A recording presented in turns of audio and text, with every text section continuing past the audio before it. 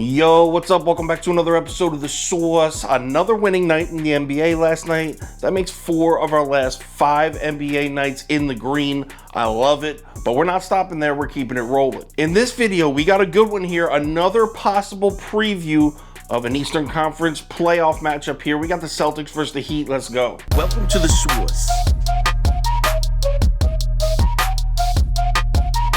The Source.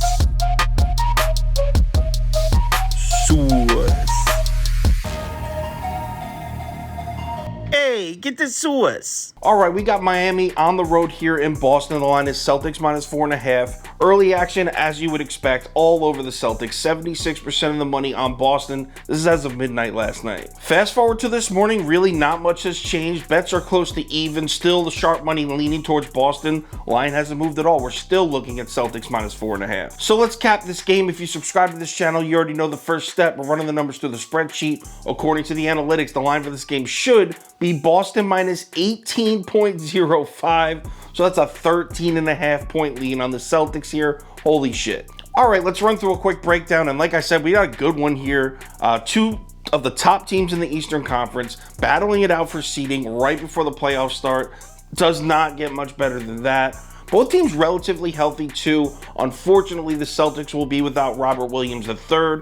Actually, Woj just tweeted this morning that he's going to miss 4 to 6 weeks. So they hope to get him back later in the playoffs. The question is, does that even matter for Boston? Is Robert Williams III that important of a piece? I personally think he is, but if you look at these analytics, Boston's second in offensive efficiency in the month of March, second in defensive efficiency in the month of March. This team is damn near unstoppable, and Miami really hasn't looked like themselves recently. So let's take a look at some analytics to see if we can find a mismatch here. We'll start with the Miami Heat offense, and just looking at their shot distribution here, this team just doesn't attack the basket. In the month of March, just 29.5% of the Miami Heat shot attempts come at the basket. That's 26 in the NBA. Like I said, this team just does not attack the rim. Miami's offense wants to beat you from mid-range and from beyond the arc. So let's take a look at the Celtics defense. We know the numbers are going to be elite, but let's see if we can find a mismatch somewhere there. We'll start at the three-point line. They are first.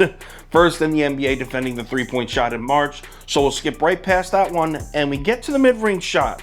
And the Celtics are just 17th in the NBA in March defending the mid-range shot. I know 17th doesn't sound too bad, but when you're talking about the Celtics defense, any number you find that isn't top 10 is a good find. So we finally found a category that the Celtics are just mediocre at, defending the mid-range shot, and like I just said, Miami loves to shoot the mid-range shot. So what about the Celtics offense against the Heat defense? Well, Boston has really become a three-point shooting team in the past month or two. It's working in three-point efficiency. I believe they're 7th in the NBA in March, something like that. They're right up there. And three-point frequency, they're also top 10. So this team shoots a lot of threes, and they make a lot of threes. Here's where it gets a little weird. The Miami Heat, second in the NBA in defending the three-point shot. Boston's first, Miami's second. So that's actually some bad news for the Celtics, but that being said, the Celtics just played Minnesota, who are third in defending the three-point shot, and they completely dog-walked them. The main question here is, how much are the Celtics going to miss Robert Williams III?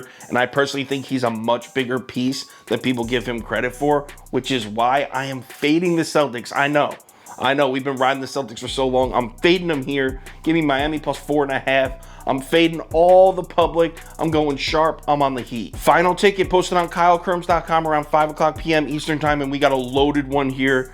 We'll go bet of the day. Top 7 bets, maybe 5 to 7, somewhere in there. 2 parlays of the day, along with every single bet I'm making in every single sport, posted right on KyleKirms.com, 5 o'clock p.m. Eastern time. Also, if there's any crazy last-minute changes, injury updates, money shift, line movement, anything like that, I will definitely keep you posted on my Twitter, Instagram story, and Facebook. So make sure you check one of those 3 platforms before you place your bets. NBA Wednesday is here. We got a loaded slate. We're loading up to lay some units. Let's stay hot. I'll talk to you on Twitter.